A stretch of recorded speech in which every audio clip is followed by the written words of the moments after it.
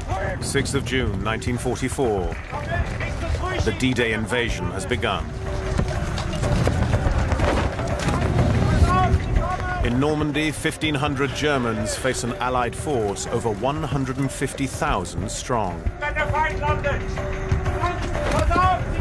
Soldiers such as teenager Franz Gockel are relying on their bunkers to keep them alive.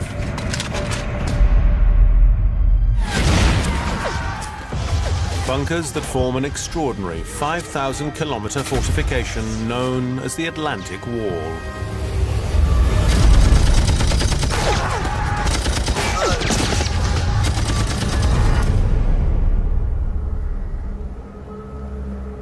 The Nazis built this megastructure along Europe's west coast to protect Hitler's empire from an Allied invasion. Dr. Peter Lieb, former German army officer and war studies expert, has studied the wall's construction. There were bunkers all over France along the coastline, in Belgium, in the Netherlands. It is the most gigantic fortifications that were ever built in history.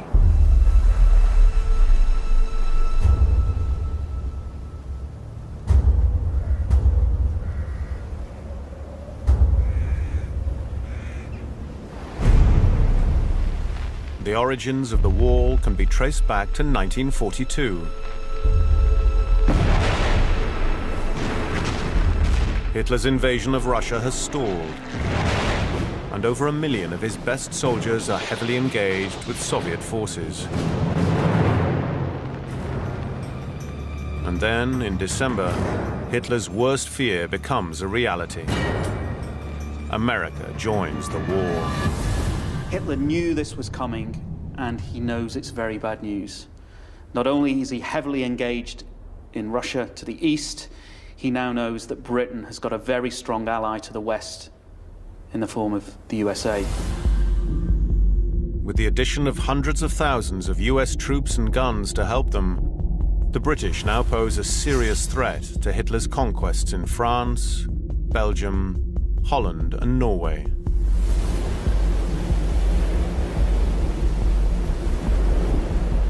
To protect his Atlantic coastline, Hitler must take defensive measures. And so he puts out his famous Directive 40, which is basically rattling the cage and saying, enough, we need to get our act together. And in a series of bullet points, he states in no uncertain terms what is expected of his fighting forces and of his engineering organizations. Hitler demands the construction of a 5,000-kilometer defensive barrier, nearly twice the length of America's east coast. Giant gun batteries and bunkers capable of smashing any Allied invasion by sea.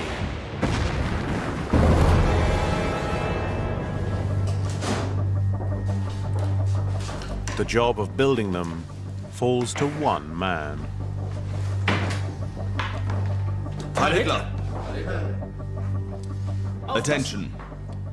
These are the Führer's latest orders.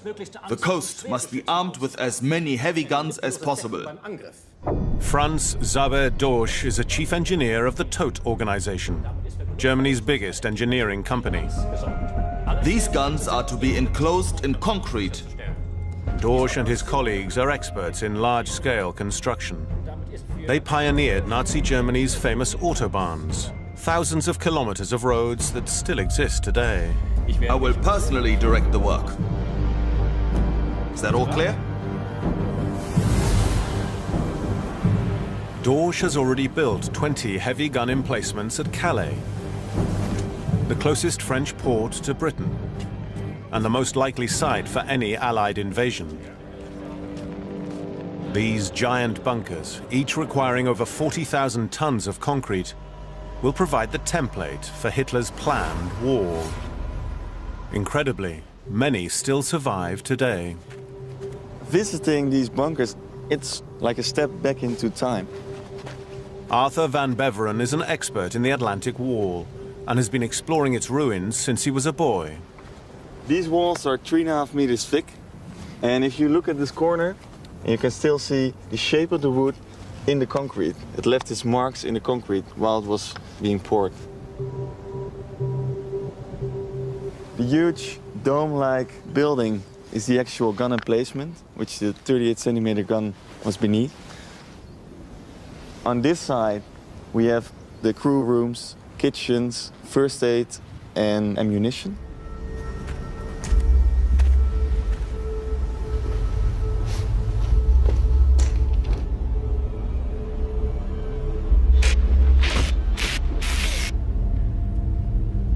A very atmospheric place back then.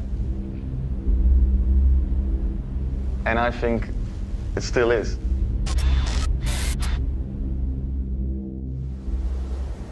The shells are 1.6 meters long and weigh over 800 kilograms. They're so big that they have to be moved inside on a system of overhead rails. So you can see the rail from the outside going through this gap up here, but you can still see a part left in this gap. And it was used to transport the ammunition. This is now just an empty gap, but 70 years ago there should be a door up here, and there was a table up here. The ammunition was prepared, laying on the table, and on this side there was a little train driving along the gun, and the ammunition was put on the little train and transported to the gun. The giant guns of the Calais battery are capable of sinking the largest Allied ships in an invasion fleet, even before they've left port. From here, on a clear day, you can see Britain on the other side of the channel. Britain is only 36 kilometers away, and these guns could reach 13 kilometers inside Britain.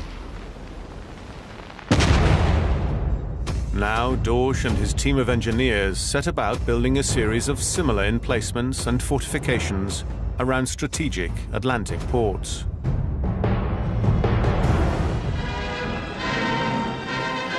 Newsreels in Berlin proudly boast of their awesome firepower.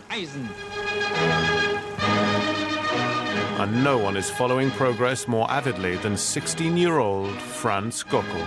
In kürzester Zeit ist alles gefechtsbereit. I'd seen so much reported about the wall in the newsreel that I was sure we'd be invincible. Hier zeigt Deutschland im 4. Jahr des Krieges die gigantische Stärke seiner Abwehrkraft. Der deutsche Soldat Soon, Gockel will see the Atlantic Wall firsthand, on D-Day itself. Throughout 1942, construction of the Atlantic Wall is stepped up, even as far north as Norway. Massive amounts of men and resources are sent to defend the coast, all the way to the Arctic. Norway was very important initially because of its location. There's a lot of iron ore coming out of Sweden, and it's taken aboard ship in Norwegian ports.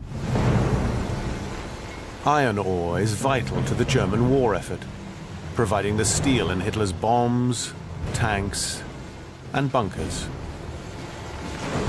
The Norwegian supply line must be defended. One extreme solution: move a 900-ton naval gun turret to Åland to protect the port of Trondheim. Astonishingly, it still survives to this day. Essentially, this is a ship built on land, built inside this mountain. A deep shaft, 5 levels deep, was cut into the mountain and was filled up with concrete, and the turret was placed inside that shaft. The occupying German forces in Norway used prisoners of war to dig an 11-meter deep hole through the solid rock. It has to be lined with concrete before the turret can be rebuilt inside. The guns were put in parts. 80 trainloads of parts went to Trondheim, and from Trondheim onto boats up to the island. The 3 guns are the only thing you can see on the outside, but the actual bunker is inside this mountain.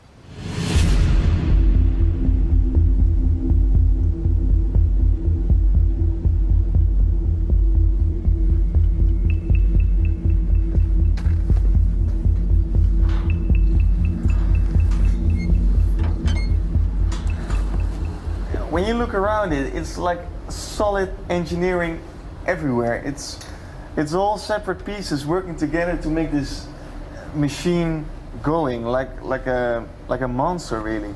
The black floor we see here is the actual tower from the ship. This part is really the bunker, the shaft into the mountain. This part will stand still. So this is concrete, and this is a 5-floor deep shaft from a naval ship.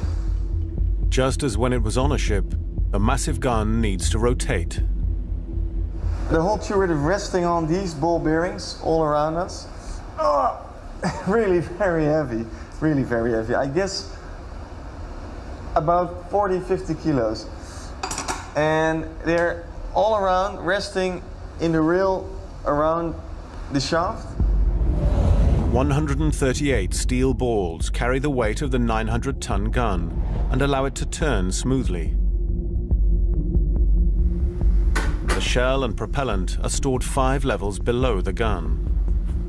We got 3 different kinds of ammunition here. We got high explosive shells, armored piercing shells, and even shells with time fuse. To maneuver these 300-kilogram shells, the Nazi engineers devise an ingenious hydraulic lift system. The shells will come right out of the walls, the ammunition rooms, would slide over here, roll on to this table, roll on further on this one, and when it finally reaches up here, you could traverse the shell up to the lift. Of course, normally it would be hydraulically operated. The ammunition is lifted 5 stories up to barrel level, ready to be fired.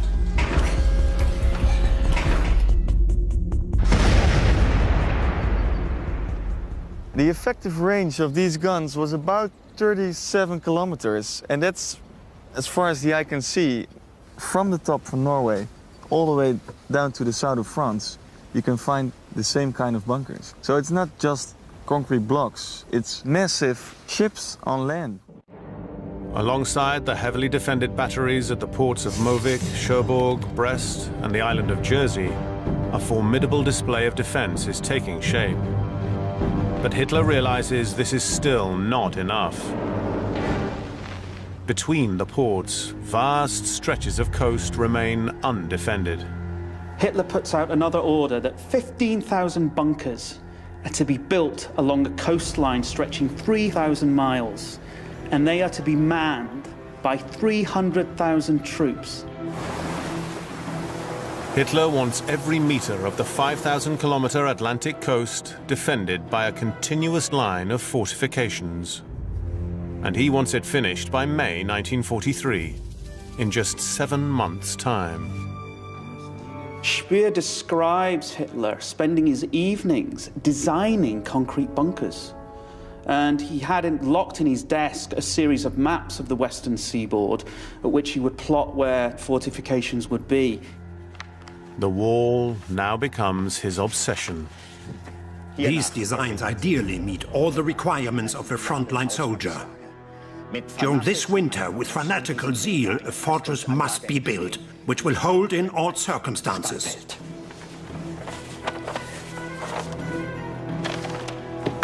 Heil Hitler! Sogar der Chef der Garage da wäre, glaube ich das. The task of making Hitler's wall a reality falls to his chief engineer, Dorsch. That is the absolute maximum volume of construction we can handle. We cannot handle anymore. Dorsch might have concerns, but nobody refuses the Führer.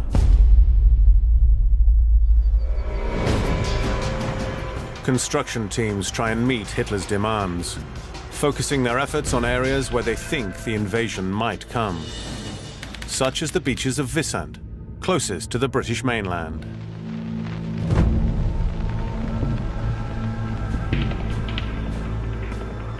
We're now standing on top of an anti-tank gun bunker. It was built here in March 1943, and it's the type 631. And the Germans designed about 500 different types of bunkers.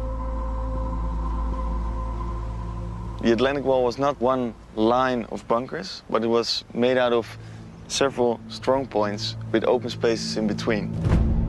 With the British Air Force in control of the skies, the 475 soldiers here live in constant fear of attacks. When an invasion comes, large tanks will roll up this beach. And this bunker houses the gun that can stop them.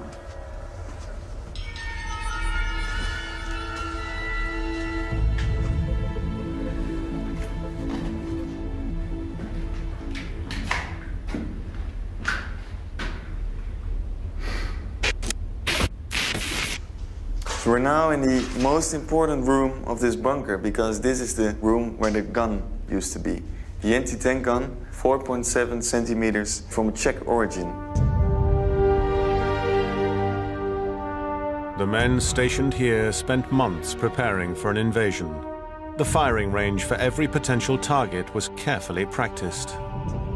This is a really cool feature in this bunker. It actually still has these numbers on the plate next to the gun. And they tell the crew at certain points in the landscape how far they are away from the bunker. We have a church or a house near the beach, so they can measure from these points how to aim the gun. The bunker was designed to be indestructible, but there's still the risk of being buried alive by the debris of a battle. We have another exit here. It's the escape shaft. You have to get through the brick wall. You have to dig through 4 meters of pebbles, and then you can get out via this shaft on the side of the bunker.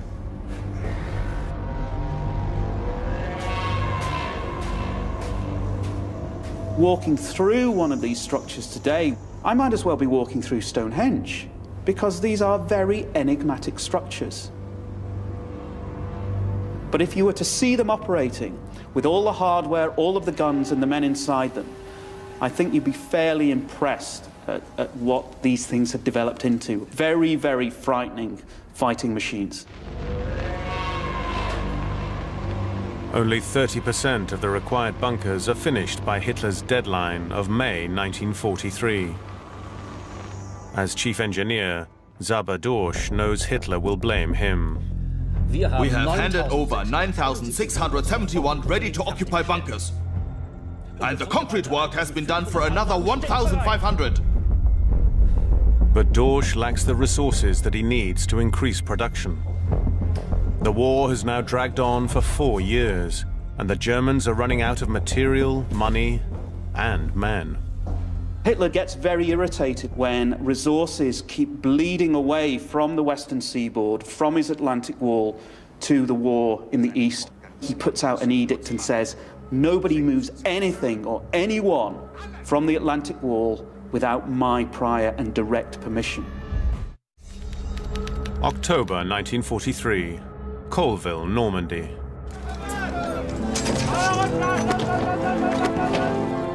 New conscript Private Franz Gockel, just 17, arrives at his section of the wall. The propaganda films that he's watched back in Germany spoke of giant fortresses and gun positions. But he's in for a shock. Imagine my surprise arriving at the beach in Normandy. There weren't any protective bunkers. Hitler believes the Allied invasion will land at Calais, the closest French port to Great Britain. That's where his Atlantic Wall is at its strongest. Few eyes are on the beaches of Normandy.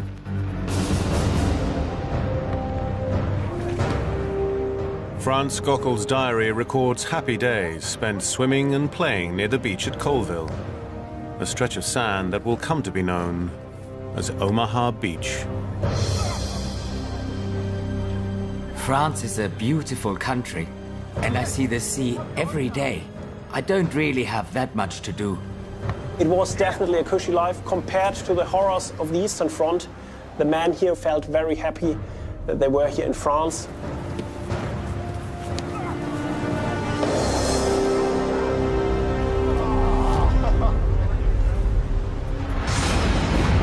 November 1943. Events in Russia are going from bad to worse. The Germans have been forced into retreat by a powerful Soviet army. The Germans lost on average 2,000 men killed in action each day, and that since June 1941. Hitler and his generals now face a crisis. They have to fight on two fronts.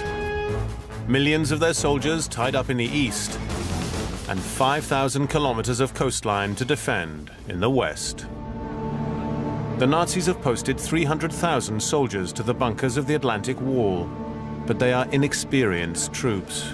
The crew here of the bunkers were mainly young soldiers, 17 or 18 years old, or older family fathers in their late 30s. The guys in the early 20s, mid-20s, the best soldier material, as you would call it in military terms, were mainly on the Eastern Front.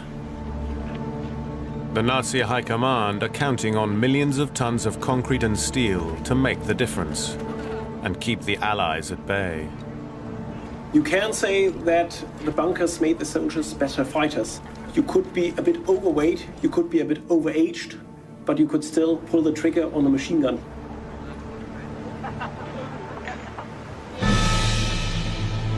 Bunkers might compensate for the problem of inexperienced troops. But on average, there are still only 100 German soldiers to defend each kilometer of coast. And only 50% of Hitler's impregnable wall has been completed.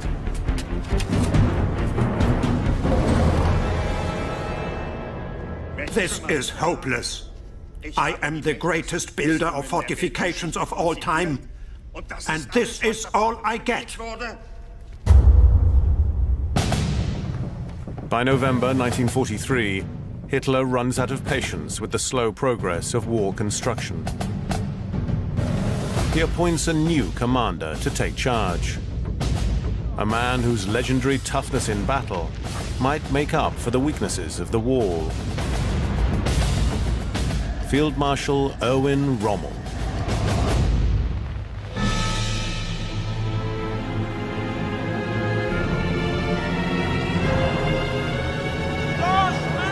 Quick, fall in! Rommel immediately sets about inspecting the entire length of the Atlantic Wall.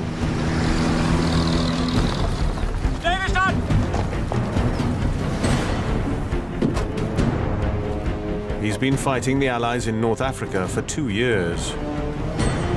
Rommel is a master of attack and defense.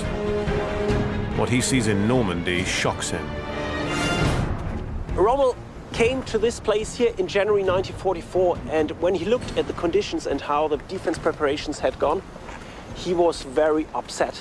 He was saying, "You've been here for 3 years, and what have you done? Nothing." German planners believe that the Allies are unlikely to choose it as an invasion site because it lacks a port. So few bunkers have been built here. But Rommel sees something they can't. This beach looks similar to the Bay of Salerno in Italy that the Allies invaded. It must be instantly secured against Allied landings.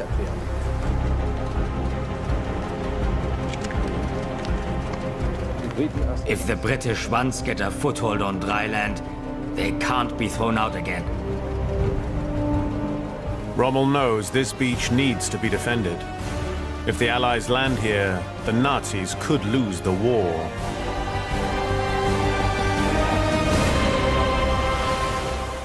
He's right to be concerned. Across the Channel, 150,000 Allied troops are massing in secret. The Atlantic Wall is about to face the ultimate test. And at Omaha Beach, Franz Gockel will face the full onslaught of the invasion. By January 1944, Soviet Russia is still pushing the Nazis back in the east.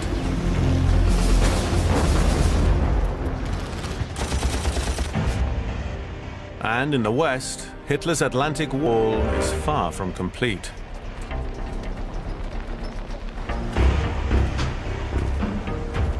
Field Marshal Rommel faces an enormous challenge to improve the quality of the defenses, as he records in his diary. These fortifications are the work of an engineer who is neither strategically proficient nor has any knowledge of war. Rommel's experience fighting the Allies has taught him that holding off an invasion will require meticulous planning. And he has a very clear strategy. Rommel believes that an enemy invasion has to be smashed, if not at sea, on the beach. If the enemy get off the beach, he thinks the game is over. To defend every beach, Rommel wants thousands more small bunkers for individual soldiers, armed with heavy machine guns. They will be quicker to build, but there's still the problem of manpower. As the war develops, they don't have the spare manpower within Germany, and they basically draft in the people of these countries, the Poles, the Czechs, you name it, the French, people from concentration camps, Allied prisoners of war, all of which is massively inhumane. Thousands and thousands of them die in these construction projects and through bad diet and bad treatment, and it just becomes slave labor.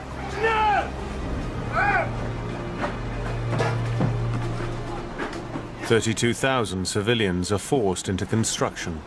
A brutal but effective plan. Bunkers are being constructed along almost 5,000 kilometers of Nazi coast, clustered in groups known as WNs. A WN is a Widerstandsnest, which translates into English into resistance nest. You can say it is more or less a strong point, but a series of strong points interconnected. In Normandy, Gockel and 30 of his comrades live in a strongpoint that still exists today. We can see here the small room was probably for the NCOs. Here is the accommodation block for the other ranks. Amongst them was also this 18-year-old Franz Gockel. But of course the soldiers did not stay here all the time. They were on guard, they had to build up the constructions, there was general military training. Gockel's strongpoint is at the east end of a Normandy shoreline that will become infamous. Omaha Beach. To defend it, they have 13 gun positions, including 2 anti-tank guns and 3 mortars. The guns work in pairs, targeting the beach with deadly arcs of crossfire. This tactic creates an area of maximum firepower, known as a killing zone. The killing zone is basically the area where the enemy is going to bring the maximum effect from all their weapon systems in the most condensed space to inflict the maximum amount of casualties on the enemy, in this case the Allies. What you've got over here is 2 positions. They've got machine guns, mortars, and over here another position, machine guns, mortars, some larger caliber rounds as well. And the reason this box is here is because the Allies are trying to get up that draw and off the beach. Defending this stretch of Omaha Beach is vital for the Germans to throw back an Allied invasion. Gockel's job is to man a machine gun, and his position covers this kill zone. This is Gockel's position. Today it's only a hole in the ground. Back in 1944 it had a machine gun, it was a covered position, and also had 2 switches for a flamethrower.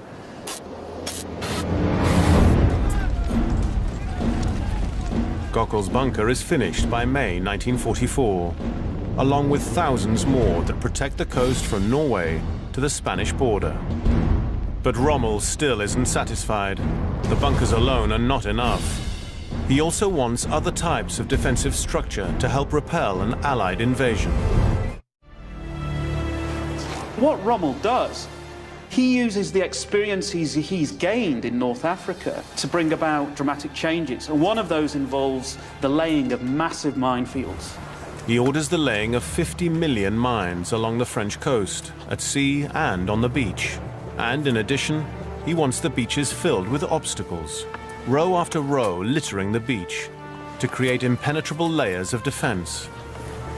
The first line by the low tide mark are steel barriers known as Belgian gates.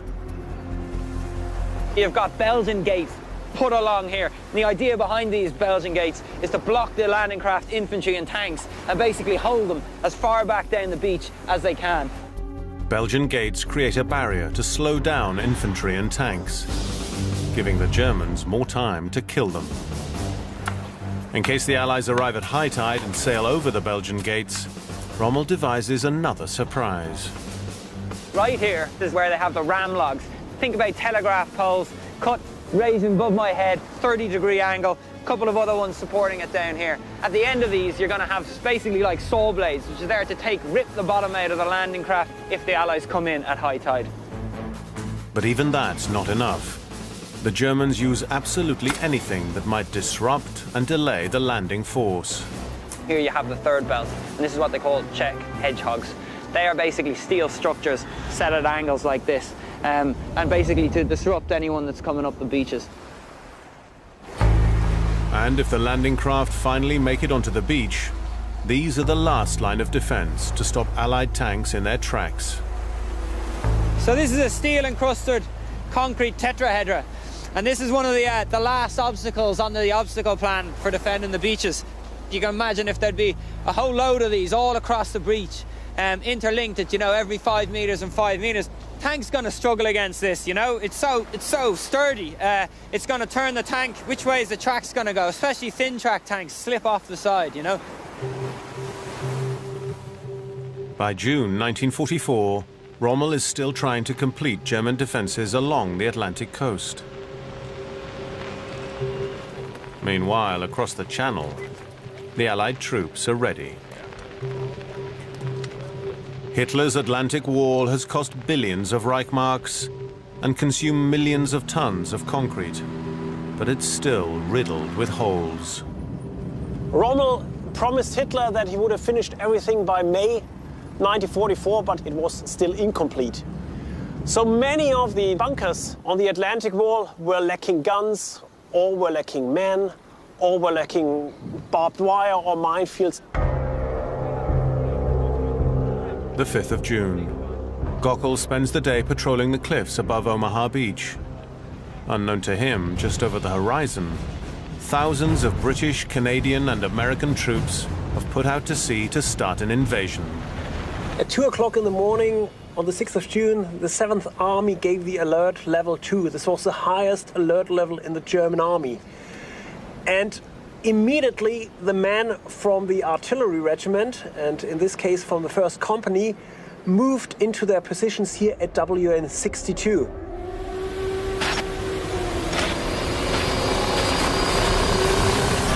Wake up! Get up! Get up! This is for real! The Americans are parachuting in, just 30 kilometers away! There was an alarm call, but none of us believed it. We'd had so many in the past weeks that we no longer took it seriously. You too, Gockel! Get out! We ran to our positions. Machine guns, heavy guns and mortars were prepared. Gockel and his comrades believed the invasion would come at a major port, like Calais. Never did they imagine that it would happen here, at their beach. Has Gockel got ammunition? Well, go, check! Hitler and a lot of others were fairly convinced that it would have to be a major port because they would have to get their material ashore.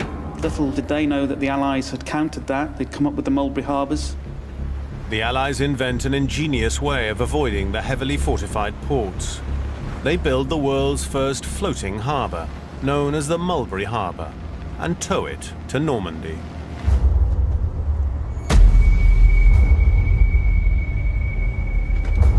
Gockel, do you need ammunition? Yes. Good luck.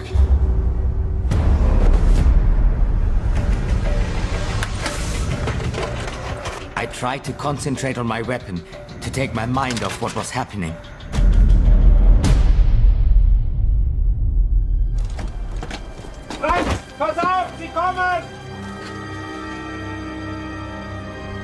Normally a German machine gun should be manned by 2 soldiers. Here we had only 1 man per machine gun.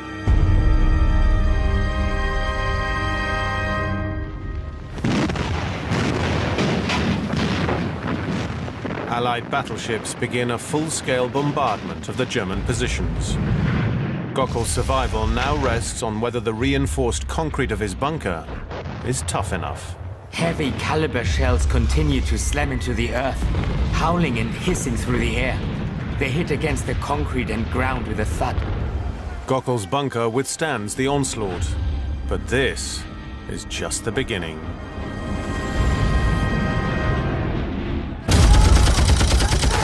When the Allied forces land, they're met with a hail of machine gun fire.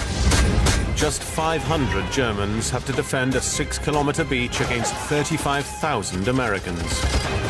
The ultimate test of the Atlantic Wall has begun. The Germans are firing with each weapon they've got available here. With their flamethrowers, with their machine guns, with their field guns, with their artillery from further inland. This was when German firepower was the biggest.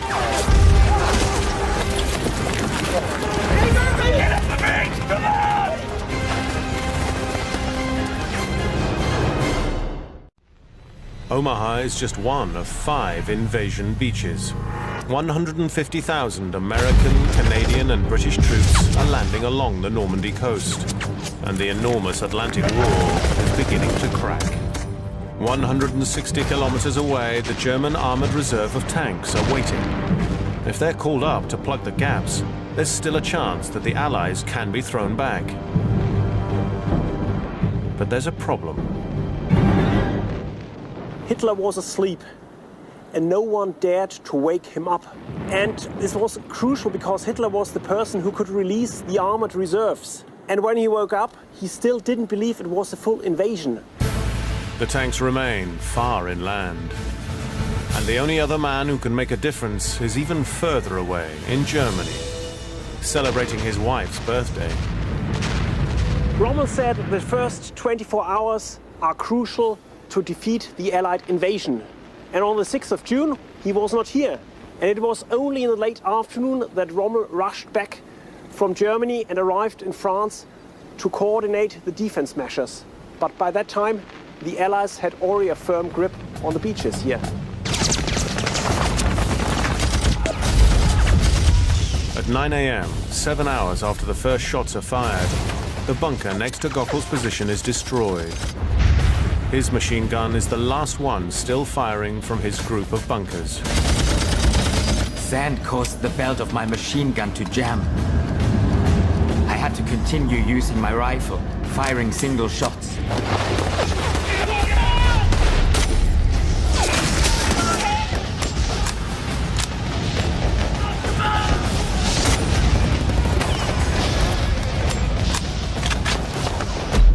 Amazingly, the Germans are holding back the Americans.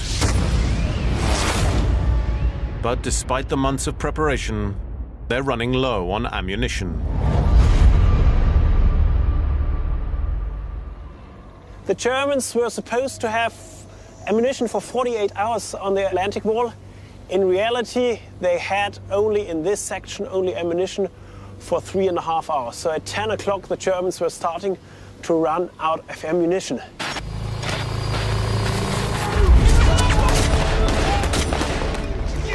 As their supply of bullets is depleted, the Germans begin to struggle, and the Americans gain ground.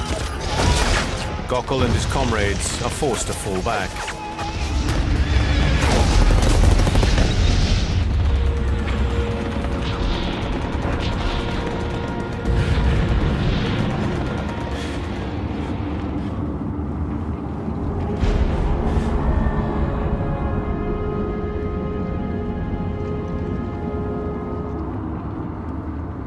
I was making my way up a slope.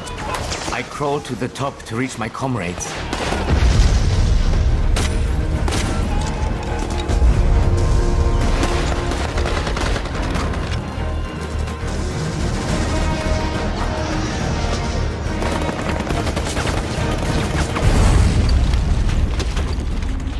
I saw 3 fingers on my left hand dangling by the threads.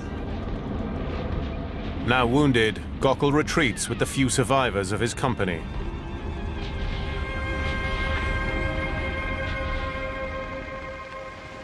Omaha is the last of the 5 invasion beaches to fall. The vast Atlantic Wall has taken 3 years to build, but is breached in a matter of hours. The Germans lose the battle and will soon lose the war.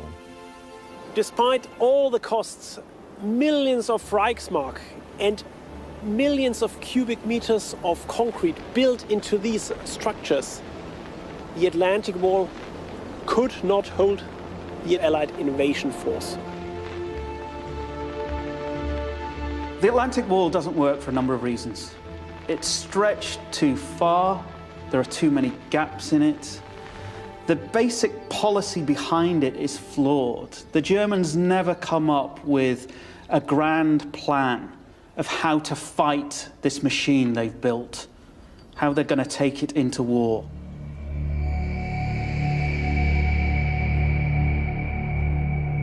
Despite the wall's failure, Zaberdurch remained head of the Todt organization until Germany's surrender.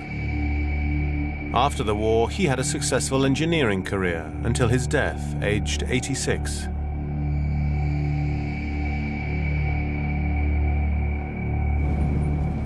Rommel was forced to commit suicide by Hitler just 4 months after D-Day. Franz Gockel survived the war, returning to Germany where he married and lived until the age of 80. He came back to Normandy several times to remember the men who died for and against the wall. I think D-Day is probably the most important event in Europe to have occurred perhaps over the last 500 years.